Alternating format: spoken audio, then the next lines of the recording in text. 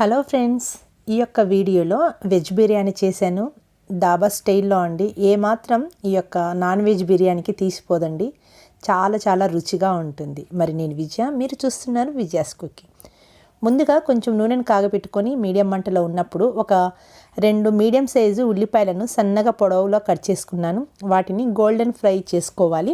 ఇలా మంచి కలర్ వచ్చిన తర్వాత ఇంకా కలర్ చేంజ్ కాకముందే సిమ్ములో మంటను పెట్టుకుంటూ ఈ యొక్క ఉల్లిపాయలను తీసి పక్కన ఉంచుకోవాలి. తర్వాత ఈ యొక్క బంగాళదుంపలని చెక్కు తీసి కడిగాను. ఆ తర్వాత కొంచెం తుడుచుకొని ఈ యొక్క నూనెలో నేను డీప్ ఫ్రై అనేది చేస్తున్నాను. బంగాళదుంపలు డీప్ ఫ్రై చేయడం వల్ల మంచి టేస్ట్గా వస్తాయి, క్రిస్పీగా కూడా ఉంటాయి. పై సైడ్ లేయర్ చూడండి, ఇలా కొంచెం క్రిస్పీగా ఉండేటట్టుగా చూసుకొని ఆ తర్వాత నూనెలో నుంచి వీటిని తీసి పక్కన ఉంచుకోవాలి.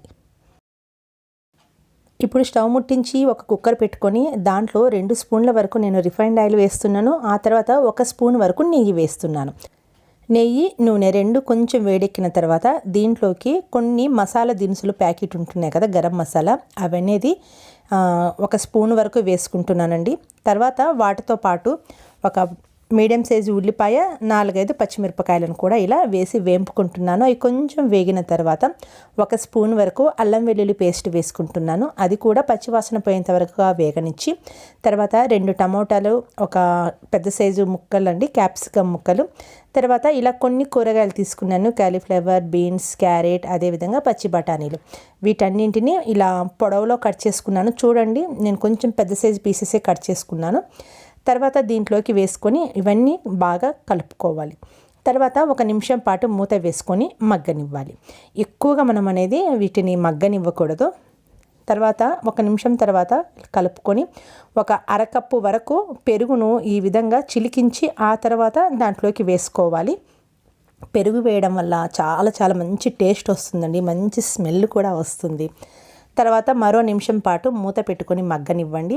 ఆ తర్వాత ఈ విధంగా కలుపుకోండి, అడుగంటకుండా చూసుకోవాలి. మీడియంలోకి మంటనుంచుకొని ఇప్పుడు 1 స్పూన్ వరకు కారం వేస్తున్నాను.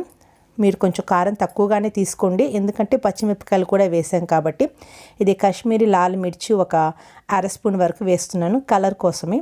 కొంచెం పసుపు వేసాను, 1/2 స్పూన్ అంతా. ఆ తర్వాత దీంట్లోకి ధనియాల పొడి వేసుకుంటున్నాను, 1.5 స్పూన్ల వరకు. ధనియాల పొడి కూడా ఫ్రై చేసి ఆ తర్వాత ధనియాలను పొడి చేసుకున్నాను. ఆ తర్వాత దీంట్లోకి గరం మసాలా వేసుకుంటున్నాను. పెద్ద సైజు 1 స్పూన్తో 1 స్పూన్ వేసాను. ఆ తర్వాత బిర్యానీ మసాలా మీ దగ్గర ఉంటే వేసుకోండి, ఇంకా ఎలాగో గరం మసాలా వేసాం కాబట్టి బిర్యానీ మసాలా వేయకపోయినా పర్వాలేదు. నేనైతే 1 స్పూన్ మటుకు బిర్యానీ మసాలా వేసి రుచికి తగ్గట్టుగా 1 స్పూన్ వరకు సాల్ట్ వేసుకున్నాను. ఇప్పుడు వీటన్నింటినీ బాగా కలుపుకోవాలి. మనము కలిపేటప్పుడు ఓవర్గా కనుక కుక్ అయిపోతే ఇవనేది స్మాష్ అయిపోతాయి, కాబట్టి మీడియంలోనే ఉడకనివ్వాలి. తర్వాత నేను దీంట్లోకి 1 గ్లాస్ వరకు నీళ్ళు తీసుకున్నాను.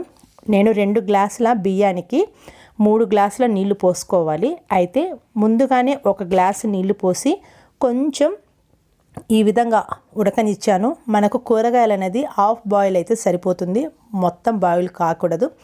ఆ తర్వాత ముందుగా ఫ్రై చేసి పెట్టుకున్న ఈ యొక్క బంగాళదుంపను దాంట్లోకి వేసుకోవాలి, లోకి మంటనుంచుకోవాలి.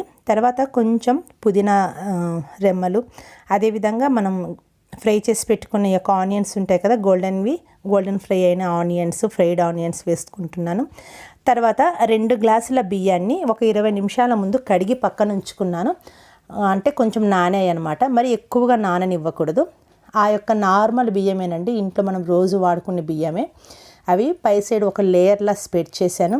ఆ తర్వాత ఇంకొన్ని ఫ్రైడ్ ఈ యొక్క ఆనియన్స్ని ఈ విధంగా ఒక లేయర్లా వేస్తున్నాను. తర్వాత 4-5 కొత్తిమీర, పుదీనా, ఆ తర్వాత ఈ యొక్క బంగాళదుంపలను కూడా ఈ విధంగా వేసుకుంటున్నాను.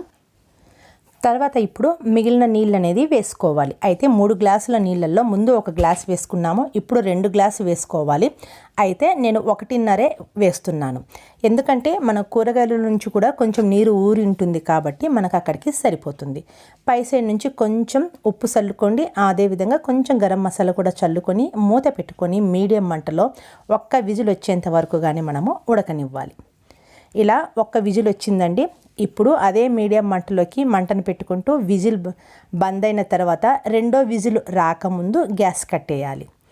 తర్వాత మొత్తం దించి ఈ విధంగా బాగా కూల్ అయిన తర్వాత మూత కనుక తీసుకున్నామంటే మంచి స్మెల్ వస్తుందండి. చాలా చాలా బాగుంది. ఆ యొక్క నెయ్యి కూడా వేసాం కాబట్టి దాని ఫ్లేవర్ మంచిగా అనిపిస్తుంది. ఇలా రైస్ కూడా చూడండి మంచిగా పొడి పొడిగా వచ్చాయి. అయితే మీరు ఎన్నైతే బియ్యం వేసుకుంటారో దానికి సరిపడా మీరు వాటర్ పోసుకునేటప్పుడు ఒక అర గ్లాసు తక్కువగా చేసుకొని వాటర్ కనుక పోసుకున్నారంటే కుక్కర్లోకి కరెక్ట్గా సరిపోతుంది.